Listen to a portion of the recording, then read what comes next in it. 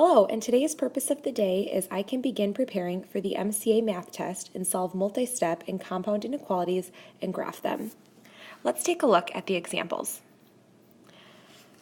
We'll get to our rule of the day here in a moment, but let's look at the less than or greater than inequality symbol. That, when we're graphing on a line, we will use an open circle on the line. So I'll write open circle for a less than or greater than, because we do not include the number that we're graphing if we have a less than or greater than sign. So it's an open circle.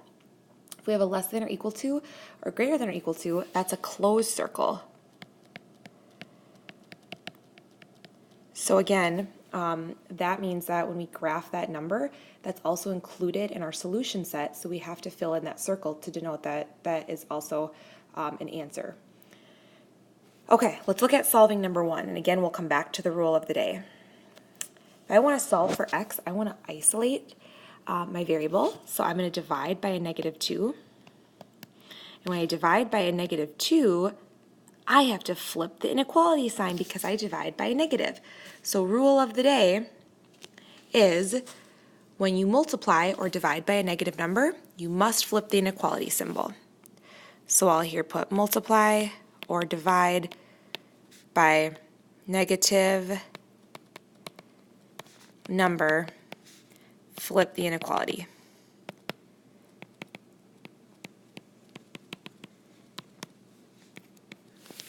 Okay, so now with this problem that we're on, if we flip the inequality symbol, that's less than or equal to, and then I get less than or equal to -9/2. So if I graph this, just to make a simple graph, I'll put 3 numbers on my number line so I can tell, have somewhat of a graph to look at. And I always like to put the answer that I'm working with, its opposite answer. So here my answer is -9/2. I'll also graph 9/2 and then show where 0 is. And so it's less than or equal to, so I'll fill in the circle, shade to the left. So just a simple, one-step inequality. Number 2, if I want to solve for my variable, I'll go ahead and multiply here by 4. And do I flip the inequality symbol because I have -3 times 4? You got it. I don't. I don't flip the inequality because I didn't multiply by a negative, just the other number on the other side of the inequality was a negative to begin with, so I do not flip that inequality. So I get -12 is less than p. However, it's always good to write that variable first, especially when you're graphing on a number line. It's easy to know which way to shade.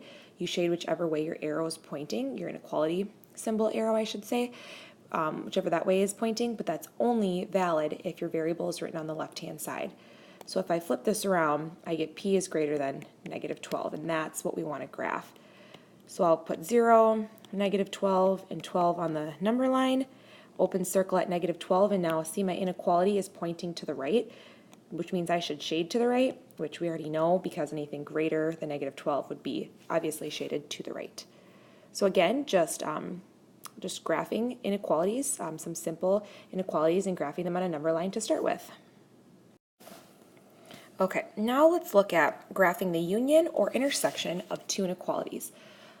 So here, compound inequalities. So some steps to graph these inequalities would be to perhaps graph each inequality on a separate graph.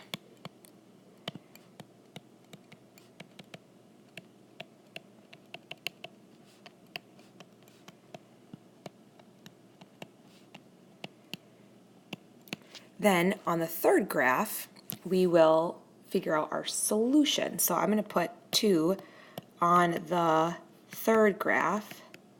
And as we get better at these, we won't necessarily need to make 3 graphs.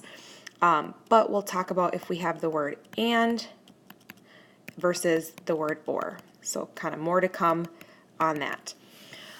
If we have the word and means an intersection, and we'll graph where they overlap. If I have the word or, that means union. We'll graph everything. So I'll put intersection here. And or means union, so everything. Okay, so let's take a look here. Okay, my first task is to graph A and D. So right here. So if we're looking at these values here to graph, On the first graph, I'll graph t is greater than or equal to 21. We could say these are all the same variables actually. We should probably just change them all to x. So here we have x is greater than or equal to 21. So what this would look like, this would be 21, is I would have an a closed circle at 21, shading to the right. And now I'll graph d, and that is x is greater than 12. So I'll make my graph here, and I'm going to have an open circle at 12, shading to the right. So I see the word and, right? So I should look for the intersection or where they overlap, the two graphs. So I see right about here and over is where the two graphs overlap, and that's at 21, right? Because the first inequality again was x is greater than or equal to 21, and d was x is greater than 12. So what the two share in common is everything greater than 21. So I can actually write for my final answer, x is greater than or equal to 21, and my final graph would actually look like 0. I could say 21's right about here, and I could have a closed circle because we include 21 because that's part of the solution, shading to the right, and that would be my final graph. Okay, let's look at a few more here, and we'll kind of breeze through these. So B or C, again from the other side of the notes, B is x is greater than or equal to 4, and C is x is less than -3. So if I graph the first one, and again, I don't have to graph all three once I figure them out, but I want to just show you an example of an or statement here. So the first example would be x is greater than 4, so I'll put -4 there, 4 there, greater than or equal to, so closed circle, shading to the right, 3, -3 is right there, x is less than -3, open circle, shading to the left.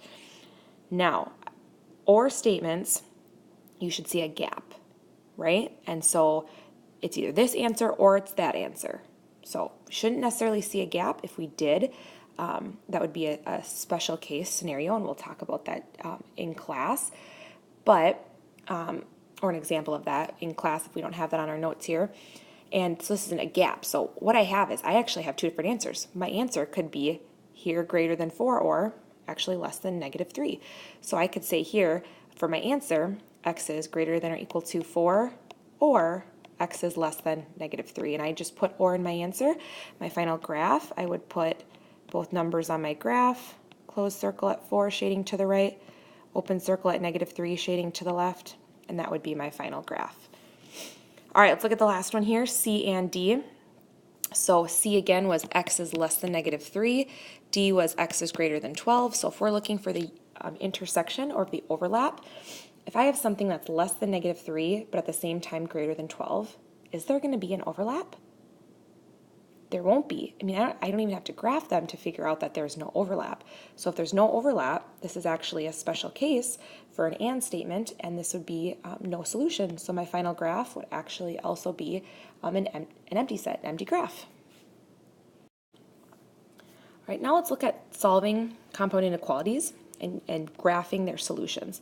So with compound inequalities, you're given two inequalities usually, or one longer inequality, or one long expression with two inequalities that we'll need to solve. So here on 3, we just have to solve each inequality and then see what we get for an answer and graph it. And I see the word and, which means I should have an overlap. So let's solve here for m. M is greater than or equal to 2. M is less than 4. So we want greater than or equal to 2, but less than 4. So if I were to graph this, 2 and 4, I would have a closed circle at 2, a closed circle at 4, and everything greater than 2, but less than 4. So it would have an overlap. We can tell, right? Greater than 2, but less than 4. So how I would write my solution would be, I have my one variable, my lowest number on the left, higher number on the right, fill in with the appropriate signs, and I actually should not have filled in the 4 there, right? That should have been an open circle, so good catch if you caught that. I know you did. And this would be my final solution set and graph. And if I did do this correct. My inequalities should both be pointing the same way, and they do point the same way, so we know that we are correct. All right, let's take a look at an OR statement. Let's solve both of these inequalities again and see what we get for a solution. So I'll add 5. Y is less than 1. Add 5. Y is greater than or equal to 6. So if something is less than 1 but greater than or equal to 6, you can tell that there will be a gap in the graph, which represents an OR situation, right? The union, graph everything, it's either this, the solution is either this or that.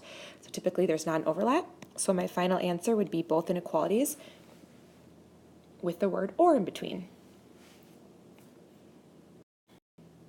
Okay, now let's look at compound inequality, or let's look at a graph of a compound inequality, and we'll write that compound inequality. So if we look at 5, and hopefully you can see that there's an open circle at -3, closed circle at 3, so I know both of those numbers will be in my answer. I'll put my variable in the middle, and the reason I can start doing this is because I know that they share an overlap, right? There's no gap here, and I want to write that x is greater than -3, but less than or equal to 3. Number 6, again, this is an overlap statement, so it's overlap, so it's an and statement, so I'll put my variable in the middle. Low number on the left, high number on the right. Both circles appear to be filled in, so they're both less than or equal to inequalities. Number 7, this is an OR statement because I see a gap right there. So I'm going to say x is less than -2 or x is greater than or equal to 1. For this last one, again, I see a gap, so I'll write x is less than or equal. Oh, no, not less than or equal to, just less than -1, or x is greater than 2.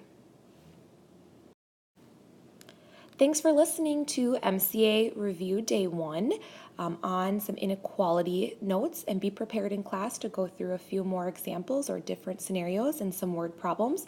And thanks for listening. Have a great day. Bye-bye.